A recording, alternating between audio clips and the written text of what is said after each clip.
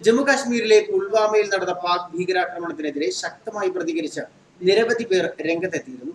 ഇതുമായി ബന്ധപ്പെട്ട US, Saudi, Iran തുടങ്ങിയ രാജ്യങ്ങൾ ഇന്ത്യക്ക് പിന്തുണയും അറിയിച്ചിരുന്നു. സോഷ്യൽ മീഡിയയിൽ നിരവധി പ്രതികരണങ്ങളാണ് ഭീകരാക്രമണവുമായി ബന്ധപ്പെട്ട് വന്നത്. വിഷയത്തിൽ വ്യത്യസ്തമായ പ്രതികരണവുമായി എത്തിയിരിക്കുകയാണ് എഴുത്തുകാരൻ ഷാബു പ്രസാദ്. ഷാബു പ്രസാദിന്റെ ഫേസ്ബുക്ക് പോസ്റ്റിന്റെ പൂർണ്ണരൂപം ഇങ്ങനെ: പാകിസ്ഥാന്റെ ആണവശേഷി എന്ന സോപ്പ് കുമ്പള. ആണവശേഷികൾ, പ്രത്യേകിച്ച് ശത്രു രാജ്യങ്ങൾ കര അതിർത്തി പങ്കിടുന്ന ഒരേയൊരു ഭൂപ്രദേശമാണ് കേരളത്തിൻ്റെത്. 1960കളിൽ തന്നെ ചൈനയും ഭാരതവും ആണവശേഷി കൈവരിച്ചിരുന്നു. 1990കളിലാണ് പാകിസ്ഥാൻ ഈ ശേഷി നേടുന്നത്. എന്താണ് ഈ ആണവശേഷി എന്നത് മനസ്സിലാക്കേണ്ടതുണ്ട്. രണ്ട് തരത്തിലുള്ള ന്യൂക്ലിയർ റിയാക്ഷനുകളാണ് ഉള്ളത്: ന്യൂക്ലിയർ ഫിഷനും ന്യൂക്ലിയർ ഫ്യൂഷനും. ഭാരമേറിയ ഒരു ന്യൂക്ലിയസിനെ ഒരു ന്യൂട്രോൺ കൊണ്ട് പ്രഹരിക്കുമ്പോൾ അത് ഭാരം കുറഞ്ഞ രണ്ട് ന്യൂക്ലിയസുകളായി പിളരുകയും ഒരു ഭാഗം താപമായി പുറത്തു വരികയും ചെയ്യും. ഇത് തുടർച്ചയായി ഒരു ചെയിൻ റിയാക്ഷൻ ആകുമ്പോൾ വലിയൊരു സ്ഫോടനം ഉണ്ടാകുന്നു. അതിന് നേരെ വിപരീതമാണ് ഫ്യൂഷൻ. രണ്ട് ന്യൂക്ലിയസുകളെ വൻ താപം കൊണ്ട് ഉരുക്കി ചേർക്കുമ്പോൾ ഭാരം കുറഞ്ഞ വേറൊരു ന്യൂക്ലിയസ് ഉണ്ടാകുന്നു.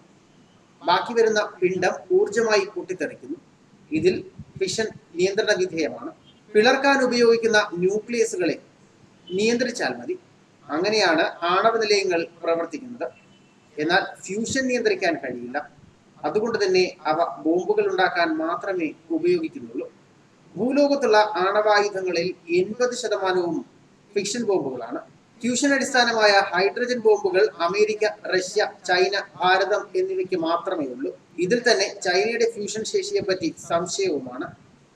ഫിഷൻ ബോംബുകളിൽ രണ്ട് ഇന്ധനമാണ് ഉപയോഗിക്കുക: യുറേനിയം, പ്ലൂട്ടോണിയം എന്നിവയാണത്. അതിൽ യുറേനിയം മാത്രമാണ് പ്രകൃതിയിൽ നിന്നും ലഭിക്കുന്നത്. ലഭിക്കുന്ന യുറേനിയം രണ്ട് തരമുണ്ട്: യുറേനിയം 238, യുറേനിയം 235. ന്യൂക്ലിയസിന്റെ ഘടനയിലുള്ള വ്യത്യാസമാണ് ഇതിന് കാരണം. പ്രകൃതിയിൽ നിന്ന് ലഭിക്കുന്നതിൽ 99.07% U-238 ആണ്. 0.93% മാത്രമാണ് U-235. ഇതിൽ U-235 മാത്രമേ ആണവ ബോംബുകളിൽ ഉപയോഗിക്കാൻ കഴിയുകയുള്ളൂ. എന്നാൽ ആണവ നിലയങ്ങളിൽ U-238 ഉപയോഗിക്കാം.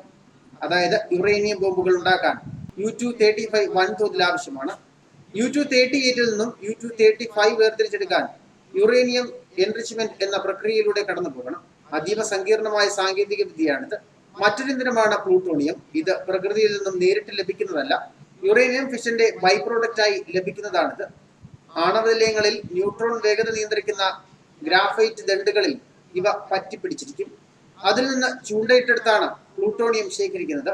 പ്രകൃതിയിൽ ധാരാളമുള്ള U-238 നിന്നും നേരിട്ട് കിട്ടുന്ന എൻറിച്ച്മെന്റ് എന്ന പൊല്ലാപ്പൊന്നും വേണ്ട.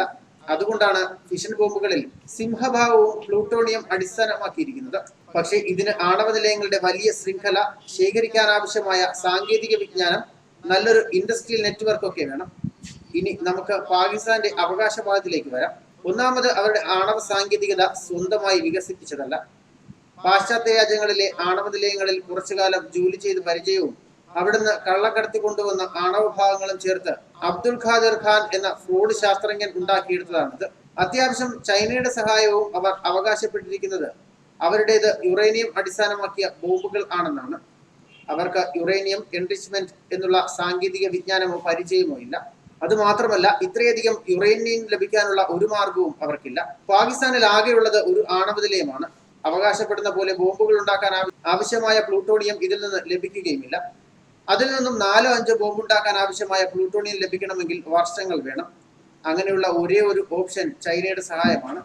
പാകിസ്ഥാനെ ഒരു സമാന്തര രാജ്യം പോലെ കാര്യം കാണാൻ മാത്രം ഉപയോഗിക്കുന്നതിനപ്പുറം വിശ്വസിക്കാൻ ചൈന തയ്യാറാകില്ല.